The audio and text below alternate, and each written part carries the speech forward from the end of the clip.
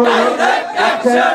এই জন্য মেহরবানি করে ধৈর্য সহকারে সেখানে দাঁড়িয়ে দাঁড়িয়ে আমরা অনুষ্ঠান করতে থাকবো। এই রাস্তা আমাদের জন্য খালি করে দেওয়া হয়েছে, আমরা এই রাস্তায় থাকবো, অন্য পথে যান চলাচলে কোনো বাধা বা বিঘ্নতা সৃষ্টি করবো না। আল্লাহ পাক আমাদের সকলকে শান্তিপূর্ণভাবে আজকে এই প্রতিবাদ সমাবেশ এবং এই মিছিল করে যাওয়ার তৌফিক দান করুন।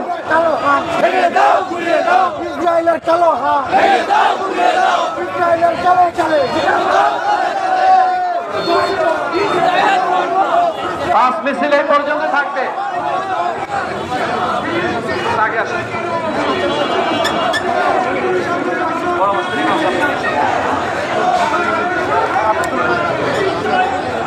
আপনারা মেহরবানি করে এখান থেকে যারা একটু জায়গা খালি করে দিলে ভালো হয়। ওলামা ইকরাম এখানে দাঁড়াবেন। মেহরবানি করে স্টেজ খালি করে দিলে ভালো হয়। ওলামা ইকরাম এখানে দাঁড়াবেন। ওলামা ইকরামের দাঁড়ানোর জায়গা এবং পরিবেশ তৈরি করে দিন। আপনাদেরকে একটু নিচে নামতে হবে।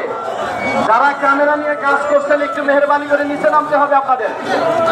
ইমাম ও খতিব আলহাজ হযরত মাওলানা খলিল সাহেব এবং বাংলাদেশ হেফাজতে ইসলামের সম্মানিত উপদেষ্টা, আমি হযরতকে তার মহামূল্যবান বক্তব্য পেশ করার জন্য সবিনয় অনুরোধ করছি। আসসালামু আলাইকুম ওয়া রাহমাতুল্লাহ। ইউরিদুনা লিইউতফিউ নূরাল্লাহি বিআফওয়াহিহিম ওয়াল্লাহু মুতিম্মু নূরিহি ওয়ালাউ কারিহাল কাফিরুন। সম্মানিত তৌহিদি জনতা, আপনারা জানেন ইহুদি, এই খ্রিস্টানেরা, মুশরিকেরা এক হয়ে আজকে সারা বিশ্বের মুসলমানদেরকে নির্মমভাবে, অমানবিকভাবে নামাজরত অবস্থায় তাদেরকে নির্বিচারে হত্যা করছে। এর বিরুদ্ধে আমরা ঠাকুরগাঁওবাসী তীব্র নিন্দা জ্ঞাপন করছি। জাতিসংঘ হিউম্যান রাইটসের কথা বলে, এটা জাতিসংঘ নয়, এটা কসাইখানা। এই জাতিসংঘে আমরা চাই মুসলমানদের জাতিসংঘ হোক, সারা বিশ্বের মুসলমানদের মানবাধিকার ফিরিয়ে দিতে হবে। ভারতের মুসলমানদেরকে নির্বিচারে হত্যা করা হচ্ছে। গাজার 413 জন পরশুদিন নারী শিশুকে হত্যা করা হয়েছে। আমরা এর তীব্র নিন্দা জ্ঞাপন করছি। আল্লাহ তাআলা কোরআনে বলেছেন, এই ইহুদি নাসারারা এরা ইসলামকে মিটিয়ে দিতে চায়। আমার আল্লাহ বলেন, আমি আল্লাহ সারা বিশ্বে ইসলামকে সারা বিশ্বের উপরে বিজয়ী হিসেবে রাখবো।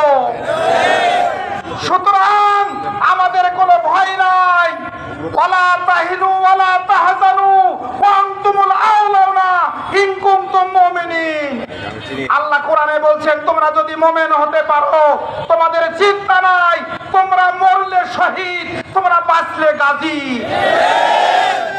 আমরা বাংলাদেশের প্রধান উপদেষ্টাকে জানতে চাই, আপনি অতি শীঘ্রে আপনি উপদেষ্টাদেরকে নিয়ে এর তীব্র নিন্দা জ্ঞাপন করেন, এর বিল উপস্থাপন করেন। আজকে গাজার মুসলমানদের তারা রোজা রাখতে পারতেছে না, ইফতারি করতে পারতেছে না, সাহরি খাইতে পারতেছে না। এদের মৌলিক অধিকার ফিরে দিতে হবে। আপনারা কি আমার সঙ্গে একমত? সারা বিশ্বের মুসলিম এক হও, জিহাদ করো। নারায়ে তাকবীর।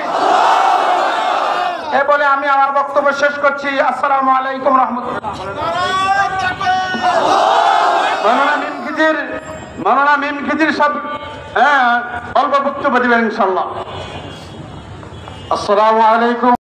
নিরাপত্তা দাও, নতুবা তোমাদের অবস্থাও খারাপ হয়ে যাবে। এইবারে আমি আমার বক্তব্য শেষ করছি। আমালাইনা ইল্লাল বালাগ। আসসালামু আলাইকুম ওয়া রাহমাতুল্লাহ।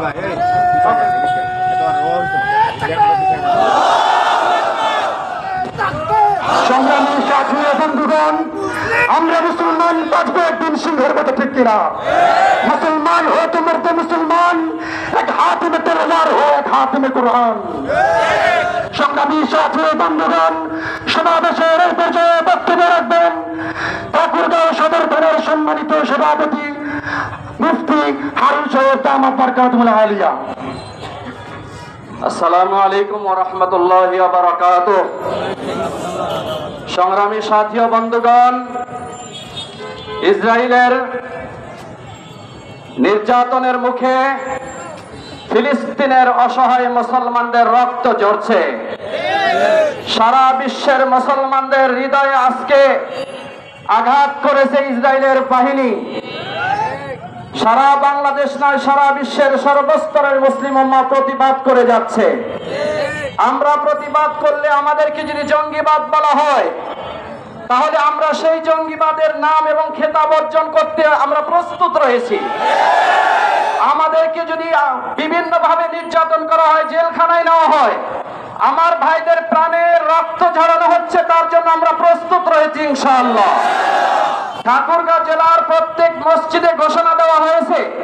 আপনারা ঘোষণা শুনে বীর মুজাহিদের মধ্যে এখানে উপস্থিত হয়েছেন, আপনাদের আন্তরিক মোবারকবাদ। আবারও যদি কখনো আপনাদেরকে আহ্বান করা হয়, ফিলিস্তিনের মুসলমানদের পাশে দাঁড়ানোর জন্য প্রস্তুত রয়েছেন আপনারা? আমরা ইনশাআল্লাহ বুকের তাজা রক্ত দিয়ে পুরা বিশ্বের মুসলমান ফিলিস্তিনদের মা বোনদের পাশে থাকবে ইনশাআল্লাহ। এবং ভারতের মুসলমানদের উপরে কি পরিমাণ নির্যাতন করা হচ্ছে আপনারা দেখেছেন পত্র পত্রিকার মাধ্যমে।